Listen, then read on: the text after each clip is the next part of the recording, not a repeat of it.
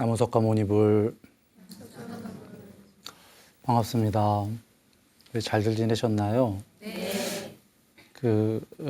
저번 시간에 앙굴리마라님 얘기를 하다가 끝냈어요. 간략하게 얘기를 드리면 99명을 죽이고 100번째 부처님을 만났어요. 그래서 100번째 부처님을 살해하려고 했는데 부처님께 감동을 받고 귀의했습니다. 그래 99명을 죽이면은 지옥 중에서도 아주 큰 지옥, 무간지옥 갈 죄예요. 그런데도 지옥을 안 가고 그 생에 그 돌멩이 맞고 스님이 되셨어요. 부처님께 귀의해갖고 돌멩이 맞고는 그 생에 해탈을 했어요. 저번 시간에 이제 그 얘기까지를 드렸는데, 아니 지옥 갈 죄를 받긴 받아야 됩니다. 근데 돌멩이로 맞아서 가름을 한 거예요. 그리고는 그 죄는 가름하고 스스로 공부를 닦으셔서 해탈을 하셨는데, 그것은 지옥이면은 이 세계 전체에서 제일 밑바닥 아닙니까? 해탈은 그냥 관습적인 언어로 얘기 드리면 제일 위예요. 사실은 해탈은 위도 아닌 게 초월입니다. 그러나 이해하시기 쉽게 그냥 관습적 언어로 얘기한다면 제일 위다. 깨달음은 이렇게 여기시면 되겠는데, 제일 밑에서 제일 위까지를 한 생에 돌멩이 맞고 마시고 되셨단 말이죠.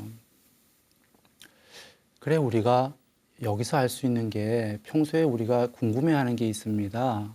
뭐냐면 여기 우리 불자님들은 잘 들으셨을 텐데, 죄는 죄대로 받고 복은 복대로 받는다.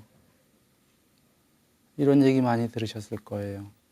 죄랑 복은 서로 상쇄가 안 된다. 들으셨죠? 그러니까 죄를 짓고 좋은 일 한다고 해도 그냥 그건 좋은 일로 나중에 과보를 받는 거지, 나쁜 일 한 거를 상쇄시켜서 없던 일을 만들 수는 없다. 뭐 이런 얘기 들으셨을 거예요. 그런데 결론부터 얘기를 드리고 이제 말씀을 진행해 나간다면, 상쇄는 안 돼요. 그런데 희석은 된다. 부처님께서도 받을 건 받아야 된다 그러셨어요. 그런데 한번 보셔요. 지옥 갈 죄를 돌멩이 맞고 말았네. 그러니까 희석이 됐는데, 이 희석은 사실은 거의 안 받은 거나 마찬가지 아닙니까? 엄청난 세월을 지옥 가서 그 엄청난 고통을 받아야 될 걸 돌멩이 맞고 말았거든요. 그러면 이제 쉽게 얘기하면 받기는 받는데 가볍게 받을 수 있다. 공부를 지으면 이런 거죠. 공부 안 지었다면 물론 지옥이죠, 그냥. 예. 그래서 이것에 대해서 이치가 자세히 말씀이 계신 게 소궁덩이경 초기경전에 거기에 계십니다. 지은 업에 대해서 결과로서 과보를 있는 그대로 받는다고 하면은 거기에는 발전도 없고 해탈도 없다. 그러나 지은 업에 대해서 과보를 어떤 형태로건 받는다고 하면은 거기에는 발전도 있고 해탈도 있다. 지금 두 문장이 나왔는데 서로 상반되는요. 사실은 언뜻 들으면 문장이 비슷해요. 이유는 두 문장 다가 지은 업, 원인에 대해서 결과로 과보는 받는다는 겁니다. 두 문장 다가. 그런데 앞에 첫 번째 문장은 있는 그대로예요. 원인의 업에 대해서 결과를 그냥 그대로, 완전히 그대로 받는다면 첫 번째 문장은 이거거든요. 그러면 발전도 없고 해탈도 없다가 이유가 지은 원인 그대로 매번 과보를 경험하면 2차원 세계예요. 지은 거 그대로 받아야 돼. 그러면 다람쥐 쳇바퀴 아닙니까? 공부 닦아도 지은 거 그대로 받아야 돼.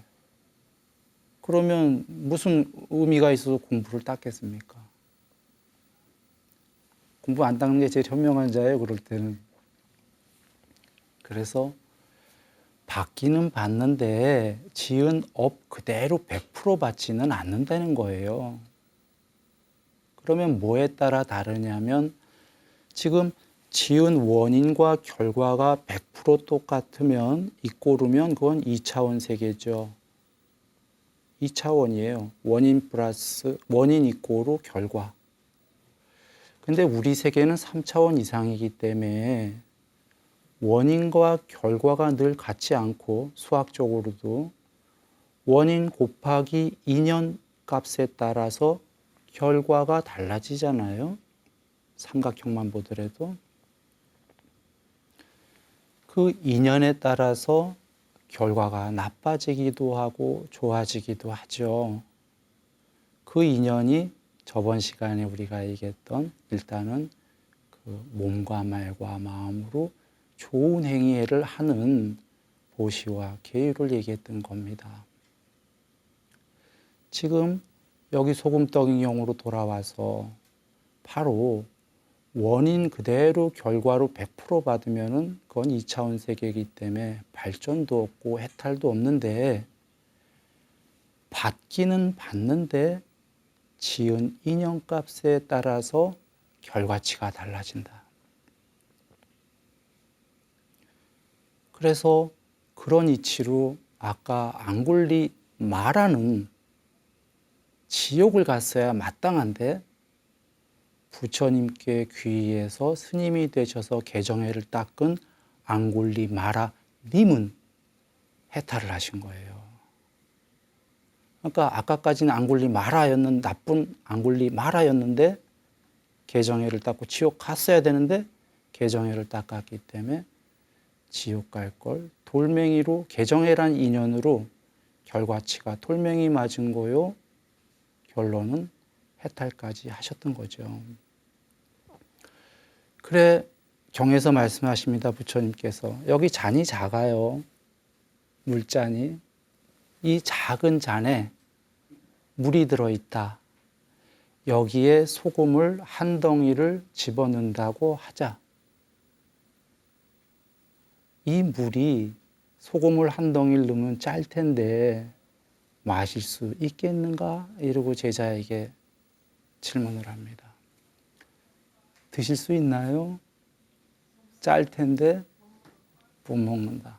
이제 제자 스님들도 그렇게 대답했습니다. 못 마십니다, 부처님. 짭니다. 짜요. 그래서 그러면 그 강가강에다가 인도의 강가강이라고 겐지스강 다 아실 겁니다. 한국으로 하면 우리가 쉽게 그냥 한강 이렇게 여겨보시죠. 한강에다가 한 덩이 소금을 넣으면 마실 수 있겠는가? 짜지 않다 이거죠. 제자 스님들이 마실 수 있습니다. 이유는 한강은 물이 너무 많아서 소금 한 덩이 집어넣어봐야 티도 안 납니다. 안 찹니다. 그와 같다. 그와 같다 하시면서 이제 설명이 하시는데 여기 두 사람이 지옥 갈 사람이 있다. 똑같은 죄를 지어갖고. 그런데 여기 한 명은 개정회를 안 닦아서 개정회는 직역이 계율 사마디 반야입니다. 계율 삼매 반야를 안 지어서 죽은 다음에 그대로 지옥 간다.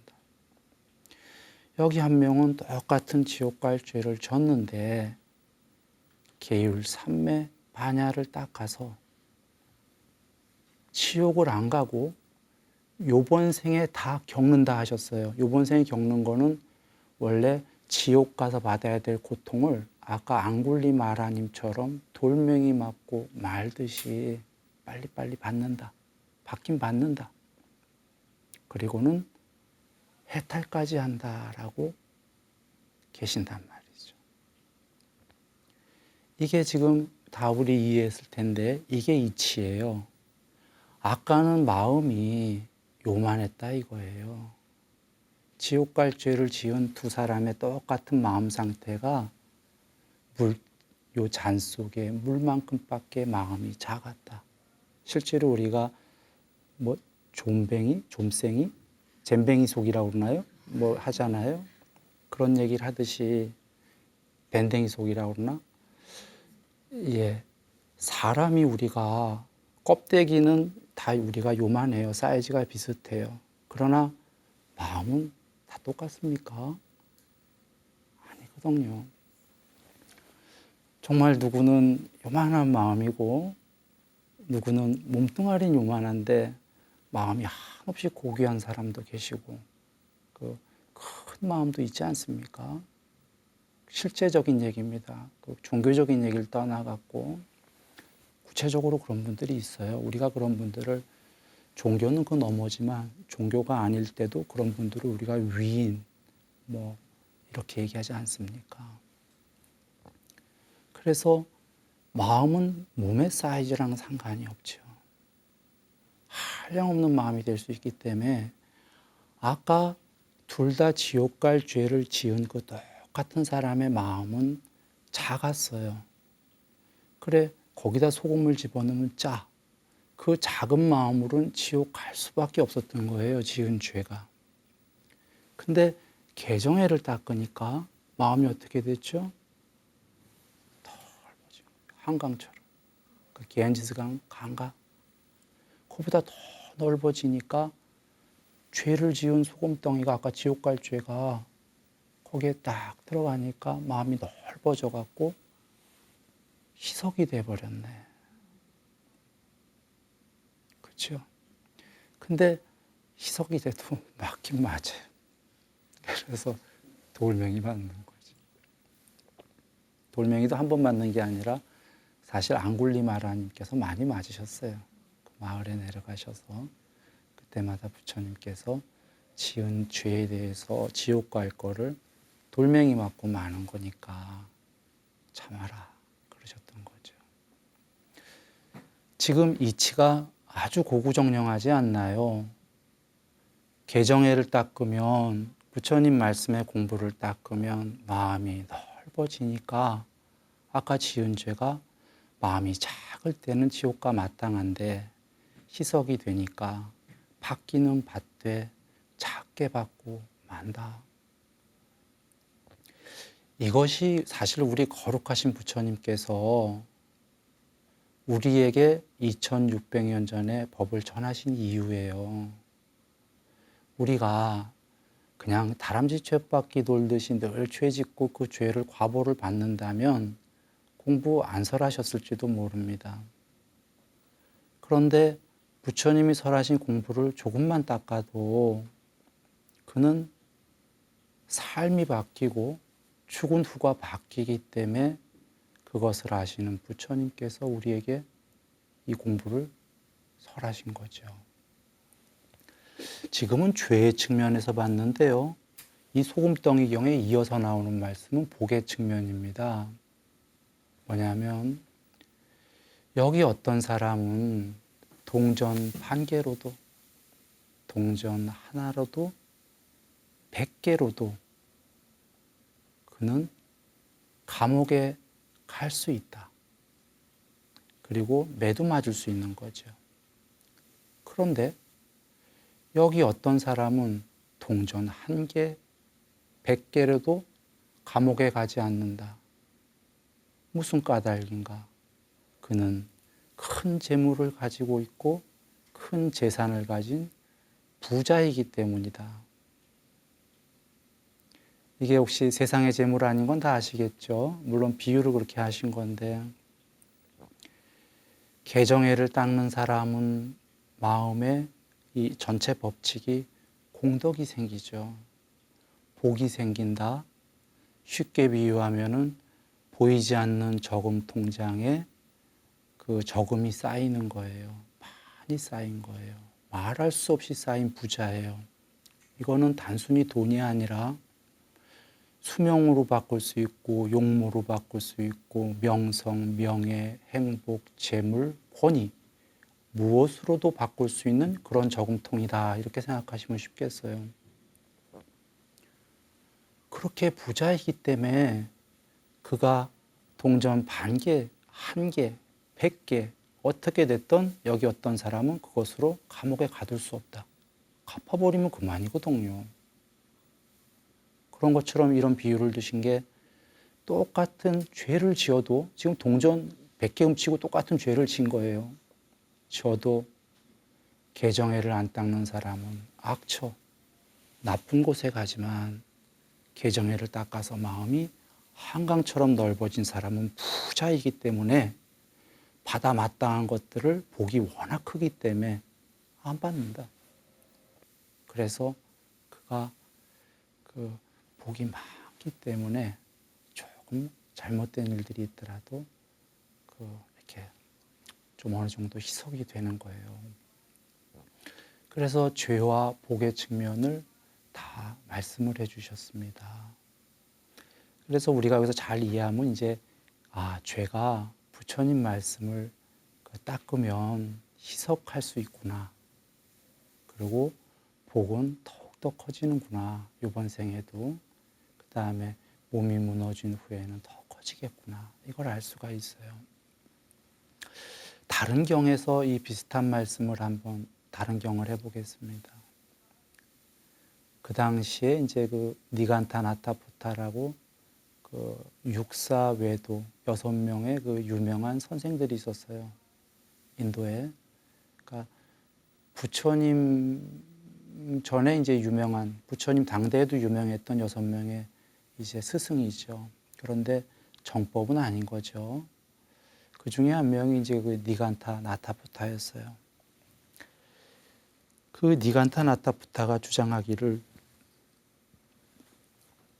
그 우리가 흔히 5개 그 살생, 도둑질, 사음, 뭡니까? 거짓말, 술 중독성 물질.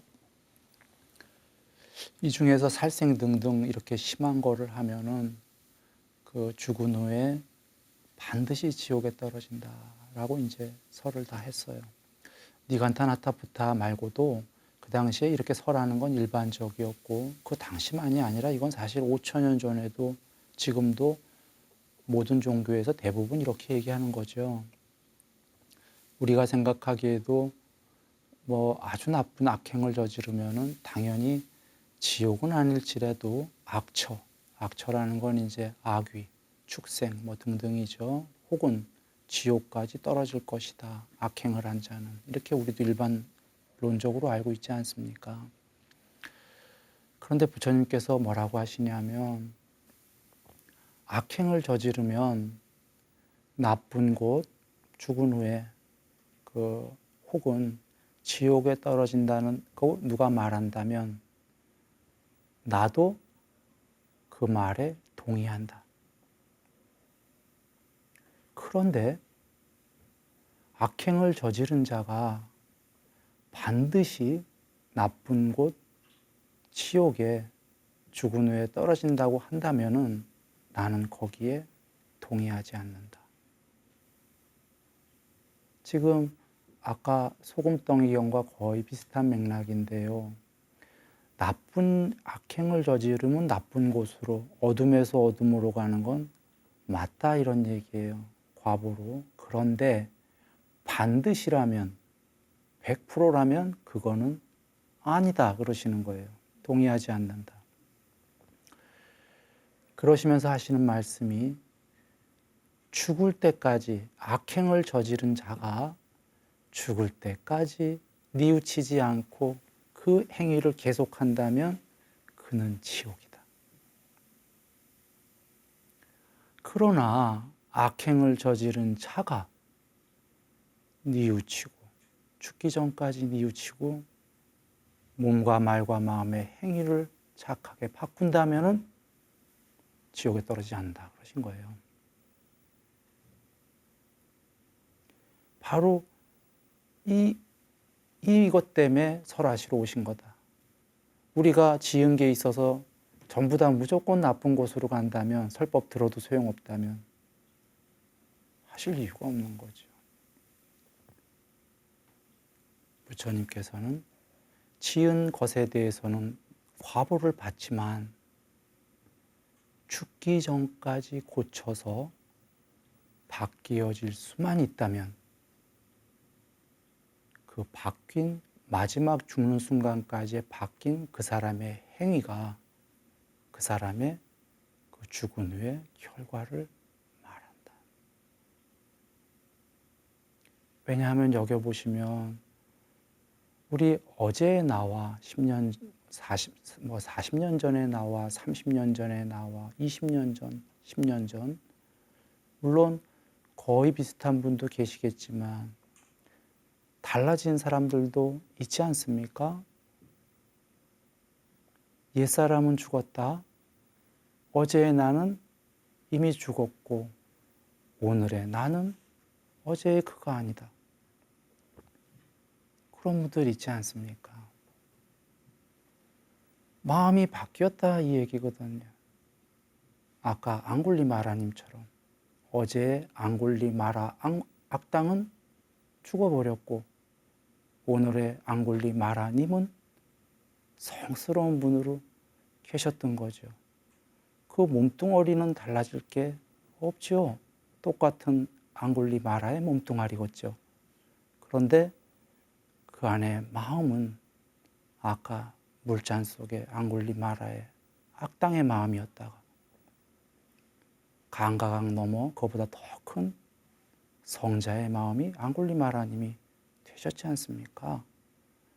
부처님께서 지금 이 경에서 이 말씀하시는 겁니다. 어제가 더 중요하냐 오늘이 더 중요하냐는 겁니다. 지금이 나지요. 바뀌었다면 지금이 난 거예요. 어저께 그저께도 나였던 건 사실이지만 나 오늘 바뀌었어요. 그러면 오늘의 나가 진짜 나지 어제 나는 그냥 옛사람이었던 거예요. 그러면 오늘의 내가 그 죽은 후에 오늘의 내가 됐어요. 지금 훌륭한 사람이 됐어. 죽었어. 그 과보가 지금 오늘의 나로 받는 겁니다. 물론 어저께 거 피할 수는 없는 거예요. 돌멩이를 맞던 어떻게 맞던 맞겠죠. 우리가 그 개정회를 닦아서 개정회는 우리가 늘 많이 듣던 거죠. 그 공부의 사막 정말 중요한 겁니다. 이걸 닦아서 그 죄는 희석이 되고 그 복은 나날이 커지고 이 삶을 빛으로 살고 몸이 무너진 후에도 빛으로 간다. 그리고 해탈에 이르는 그날까지 나날이 그 행복하게 향상 일로를 하면 좋겠죠. 지금 우리가 하는 공부가 그 저번 시간에 모두에 얘기 드렸지만 개정회를 좀 더 풀어서 하고 있는 공부예요. 같은 공부입니다. 기왕에 그 개정의 말씀이 나왔으니까 뒤에 나중에 여러 회가 더 지난 다음에 자세히 말씀은 다시 나오겠지만 개정에 나온 김에 오늘 잠시 한번 그 부미자경이라고 살펴보겠습니다. 어떤 그 장자가 부미자님은 부처님의 제자 스님이십니다. 부미자 존자님께 여쭙기를 깨달으려면 염원을 가져야 됩니까? 그러니까 서원 같은 거예요. 우리가 깨달음에 대한 서원, 염원을 반드시 가져야지만이 깨닫는다고들 하던데 누군가는 정말 그런가요? 여쭙고 혹은 또 어떤 스승은 그런 염원 안 가져도 된다. 그냥 열심히 닦으면 깨달아진다. 이러는 분도 계시고 어떤 분은 염원을 가지기도 하고 안 가지기도 둘 다 하여도 깨달을 수 있다. 어떤 스승은 둘 다 안 가져도 둘 다 아니어도 깨달을 수 있다. 이렇게 얘기하는데 그 부미자 존자님의 스승이신 부처님은 어찌 말씀하십니까? 이렇게 여쭈니까 부미자님께서 나도 그런 법문은 부처님 면전에서 들어본 적이 없습니다. 그래서 알 수가 없습니다. 그런데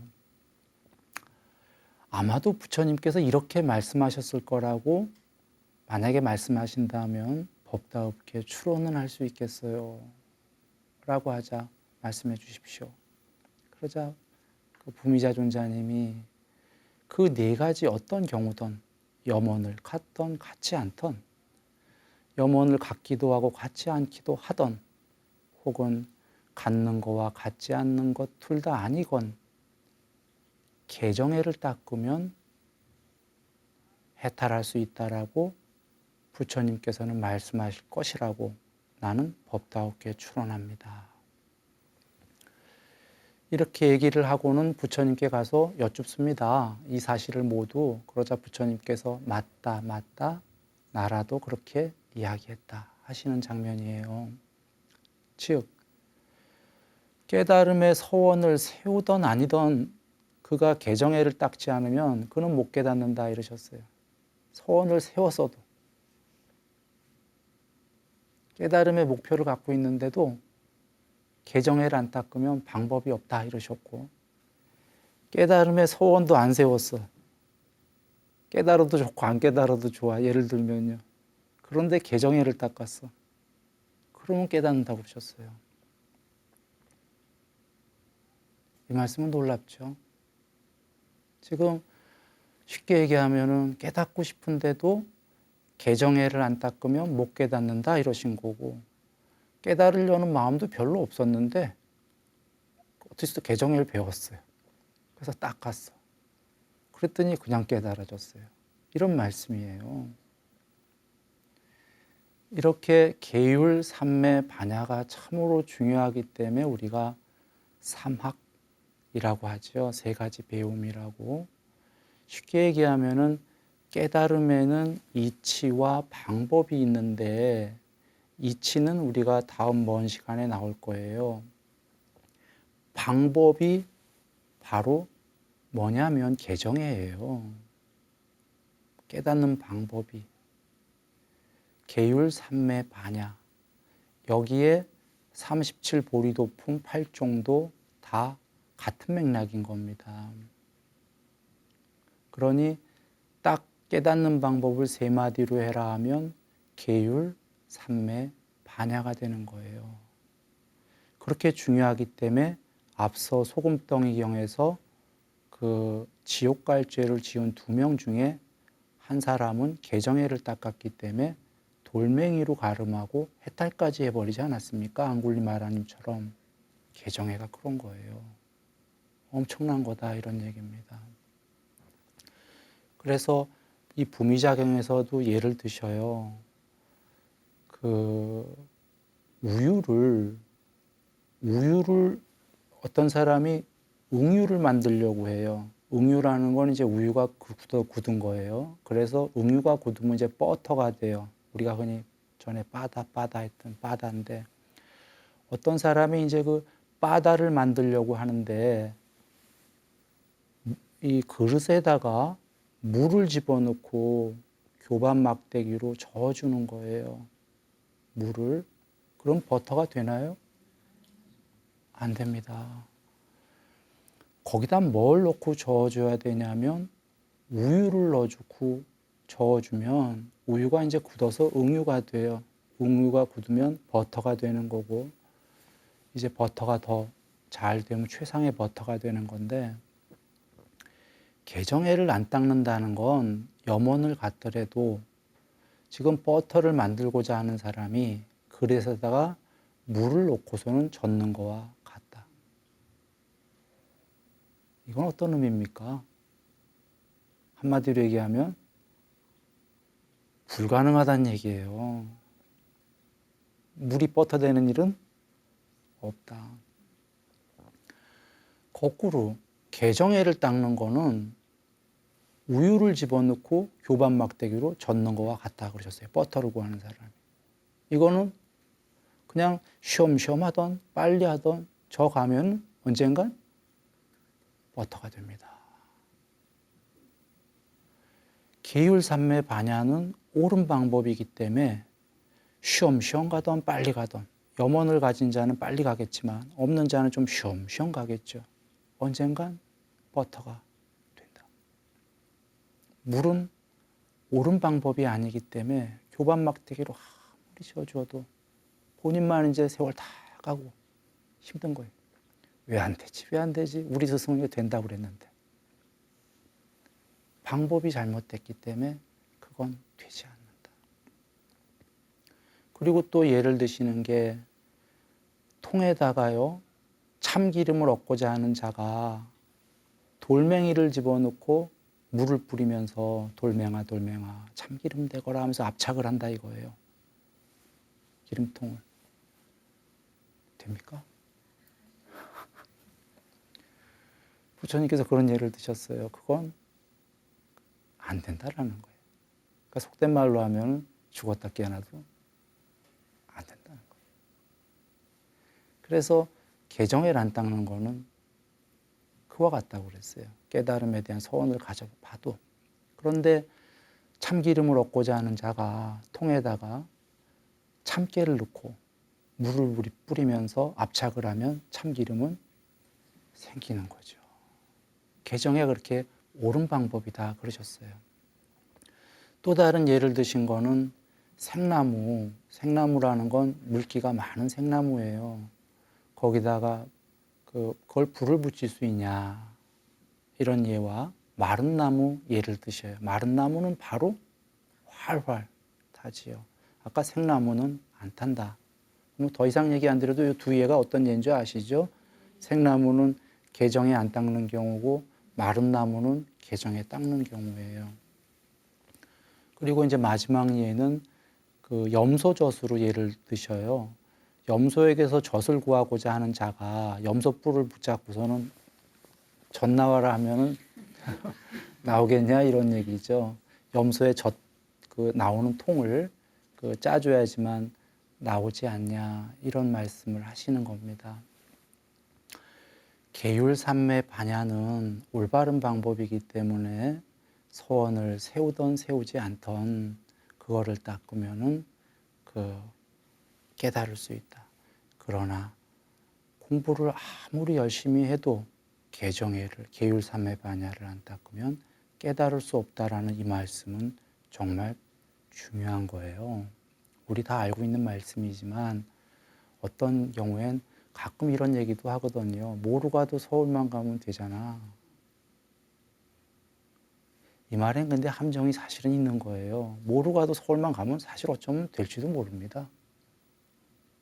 문제는 뭐로 가도 서울을 못 간다는 거죠. 지금 부처님께서 그렇게 말씀하시는 거예요. 뭐로 가서도 갔으면 좋겠는데 개정이 없이 지금 갈 수 있다 없다? 불가능하다 하셨어요. 없다 정도가 아니라. 그건 아예 방법론이 잘못된 거다. 그래서 이것이 얼마나 우리가 중요한지 한번 잘 여기고요. 개정에는 혹시 계율 100% 닦고 삼매 100% 닦고 반야 100% 닦고 이렇게 알고 계신 분은 없겠죠? 이것은 계율을 어느 정도 한 다음에 삼매, 처음 삼매 제일 쉬운 거, 초선, 첫 번째 자나, 계율을 어느 정도 한 다음에 삼매 제일 초등학교 1학년 과정, 삼매 제일 쉬운 거를 하고 그 삼매 제일 쉬운 걸 하면 그만큼 반야가 드러나요. 반야가 다 드러난 건 아니고 그 삼매 된 만큼만 반야가 드러나기 때문에 부처님께서는 반야의 무덕이라고 그러셨어요. 그러니까 아직 반야가 다 드러난 게 아니고 요만큼만 드러났다 해서 무더기, 즉 계율 어느 정도 많이 되면 삼매를 닦는 거고, 삼매가 되면 그만큼의 반야가 드러나는 거고, 그만큼의 반야가 드러나면 아까 하기 힘들었던 계율이 더 잘 되는 거고, 이 계율이 더 잘 되면 아까 됐던 삼매보다 조금 더 높은 삼매가 되는 거고, 높은 삼매가 되면 높은 아까보다 반야가 더 드러나는 거고, 반야가 더 드러나면 이것은 반야는 있는 그대로 꿰뚫어 볼 수 있는 눈이기 때문에 이거에 의해서 계율적인 게 더 잘 되는 거고, 이렇게 되는 구조예요. 즉, 그 계율 끝나고 삼매 가고 반야 가는 계단식이 아니고 수평적인 관계, 물론 수직적이기도 해요. 반야가 제일 높은 거니까, 삼매가 계율보다 높은 거니까 당연히 수직적이기도 하지만 수평적 관계가 같이 있어요. 중충구조로. 그래서 같이 업돼 가는 거예요.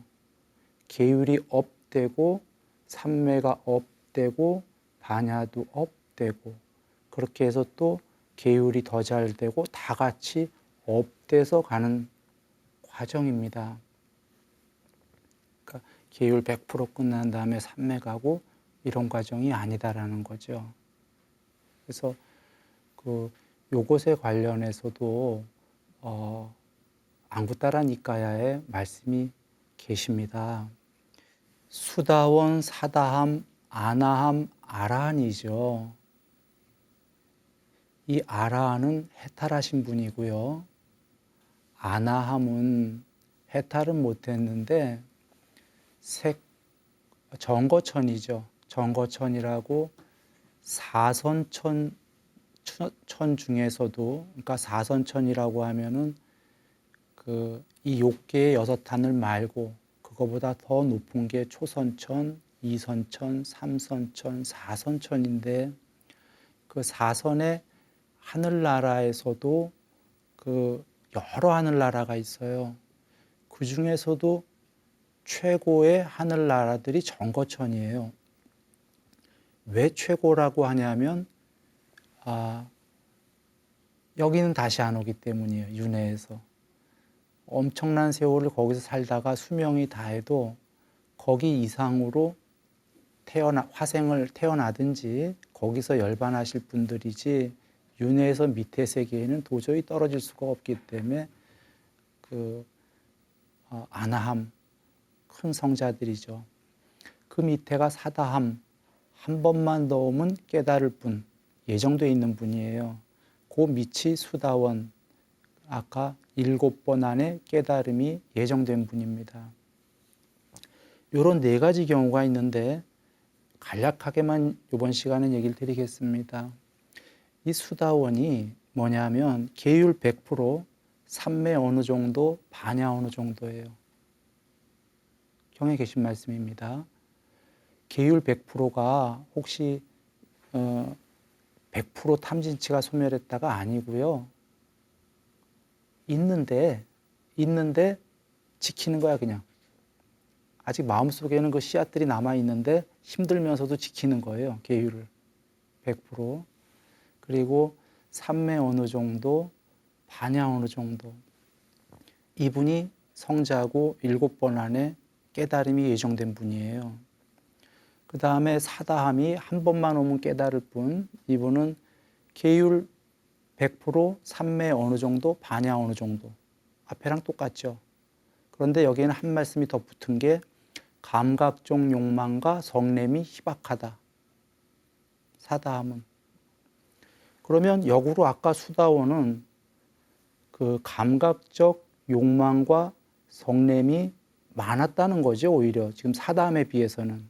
그런데 사다함에 비해서는 꽤 있는데도 힘들게 계율을 지키는 거예요. 100% 수다원. 그러니까 성자가 우리가 생각하기에 성자님은 계율 정도가 아니라 다 소멸했나 봐. 그거는 아니에요. 힘들게 지키고 있는 거예요. 사다함은 아직 욕망과 성냄이 남아있지만 계율 100%, 삼매 어느 정도, 반야 어느 정도. 아나함은 계율 100%, 삼매 100%, 반야 어느 정도. 그 다음에 해탈함부는 계율 100%, 삼매 100%, 반야 100%예요. 이렇게 간략하게 말씀을 드립니다. 뭘 드리려고 한 거냐면 여기 지금 수다원, 사다함, 아나함, 아라한 부처님은 이 네 성자의 지위를 제일 크게 여기시거든요. 사쌍팔배. 그런데 이 지위를 논하는 것이 뭐로 나왔냐면 다 계율, 삼매, 반야예요. 계율, 삼매, 반야가 얼만큼 됐냐에 따라서 지금 지위가 다르지 않습니까?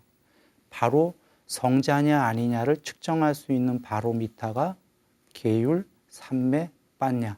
그만큼 중요한 거다 이런 말씀을 드린 겁니다.